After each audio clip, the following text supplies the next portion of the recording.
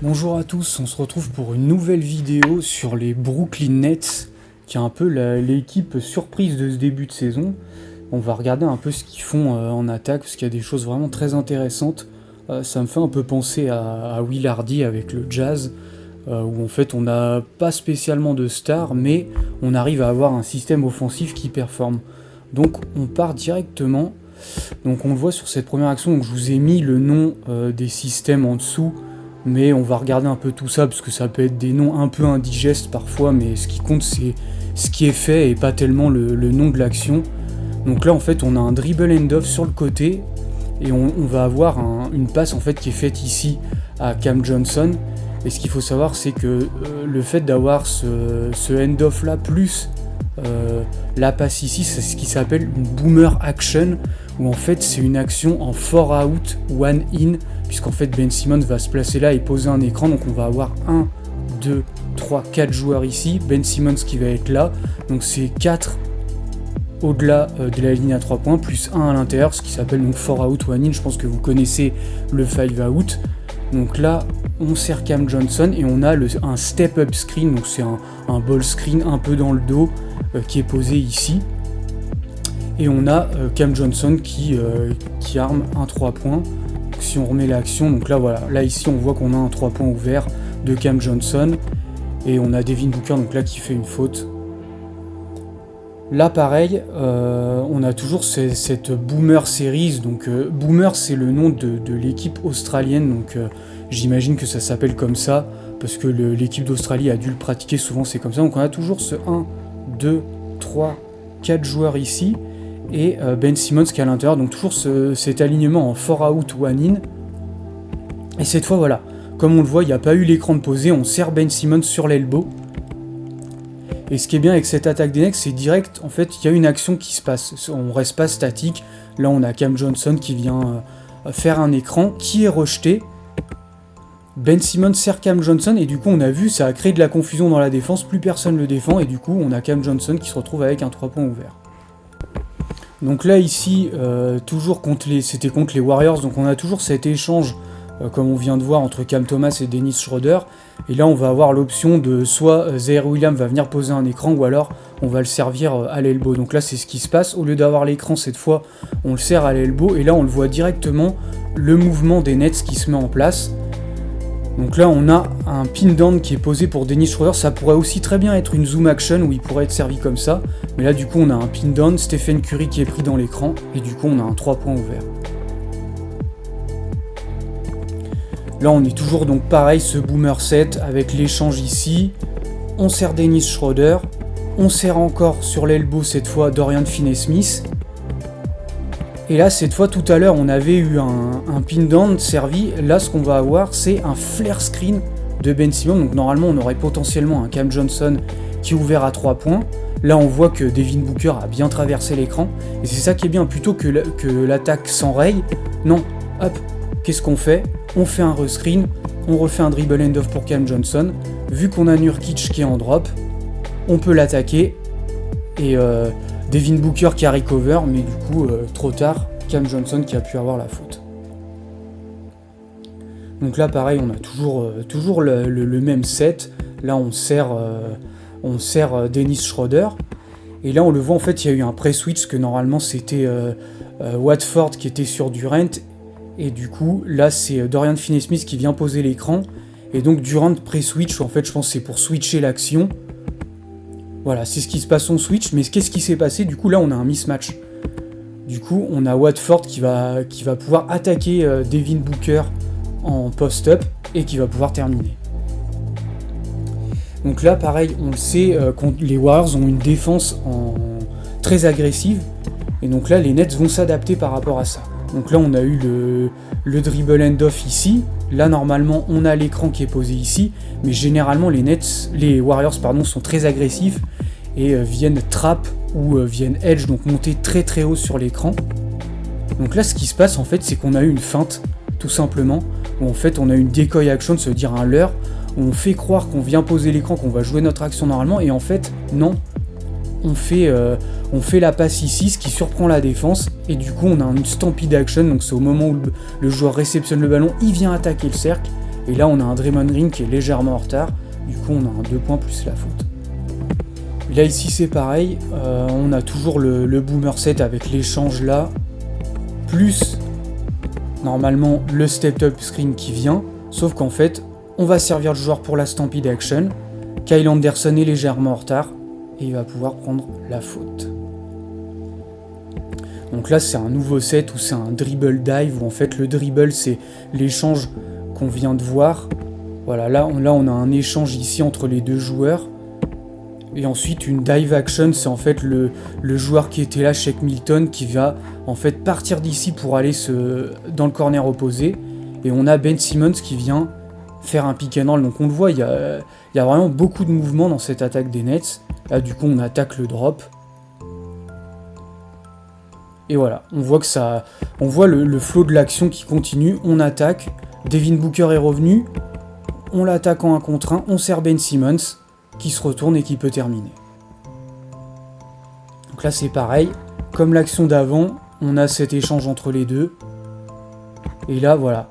On a Dennis Schroeder qui a fait l'échange qui va aller se placer là. Et tout de suite, Zaire Williams qui vient poser un écran.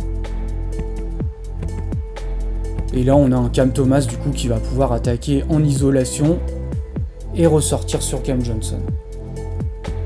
Donc là, on a une nouvelle action. On a une Miami action. Donc on a toujours le dribble du début. En fait, c'est un dribble end-off qui est ici, suivi d'un écran de Zaire Williams. Donc là, ça a provoqué le switch sur Trayce Jackson-Davis. Et du coup, on a un Cam Thomas. Là, voilà, ce qui est bien, c'est que intelligemment, vu que Cam Thomas va attaquer ici, on a eu un cut là, ce qui permet du coup d'avoir cette partie du terrain vide. Et on a Cam Thomas du coup qui va pouvoir faire son petit drive et attaquer. Donc là, pareil, c'est une option. En fait, voilà, les Warriors, on le sait, ils trappent, comme je vous l'ai dit tout à l'heure. Et en fait, ce qui se passe, c'est comme une short action. On va avoir Cam Thomas qui va ressortir ici. Et ce joueur-là qui va pouvoir qui va pouvoir servir le roller. Donc là, on le voit. Hop, il sert le roller pour en fait contrer la trappe, tout simplement. Là, on le voit, on a une trappe. On ressort. Hop, ici, Hield qui est obligé de venir aider. Et du coup, on a un 3 points ouvert. Donc ça s'appelle Gator, mais c'est la même chose qu'une short action. Donc là, on a la fameuse zoom action qui est maintenant connue, où en fait, on a Ben Simmons au niveau de l'elbow. Donc on a un pin down suivi d'un dribble end-off. Là, en fait, on vient attaquer le drop de Jusuf Nurkic. Durant qui est venu en aide. Et qu'est-ce qu'on a ? On a un 3 points ouvert, donc c'est bingo pour ces Brooklyn Nets. Donc là, pareil, toujours cette zoom action. Le dribble end-off, le pin down plus le dribble end-off. Et regardez, toujours ce qui est bien, c'est que Dennis Schroeder était là. Et il va traverser le terrain et on va voir Cam Johnson qui va lui faire un exit screen. Donc au moins, ça permet soit il va être servi. Et c'est très bien, on peut avoir un 3 points ouvert, ou alors ça permet juste d'occuper le côté faible. Et vu que là on a un Shake Milton qui attaque là et que normalement les aides doivent venir d'ici, du coup il va pouvoir attaquer et les aides sont occupées. Donc là il ressort même à 3 points. Donc là on a toujours la zoom action. Donc on va le voir ici, là le pin down plus le dribble end-off. Et en fait voilà, ce qui est bien c'est que normalement Cam Johnson arrive ici.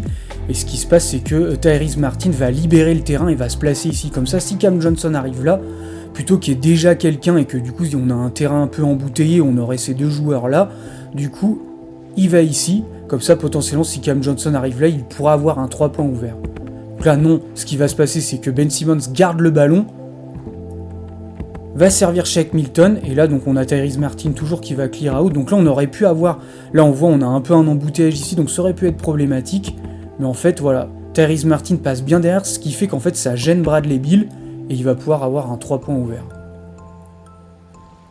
Donc on a aussi un Ben Simmons, je trouve qu'il a un peu retrouvé des couleurs dans cette attaque des Nets, où en fait on sait qu'il est bon sur playmaking, sur transition, donc là il y a plusieurs séquences où on le voit, voilà, il va servir ses coéquipiers sur de l'early offense, et on voit que ça continue à chaque fois, là on a eu une faute, mais c'est ça qui est bien, c'est comment ça a créé une paint touches, donc une touche dans la peinture, là on voit voilà, Shake Milton qui attaque, Ben Simmons qui a bien vu, ça génère une paint touch, il vient toucher la peinture.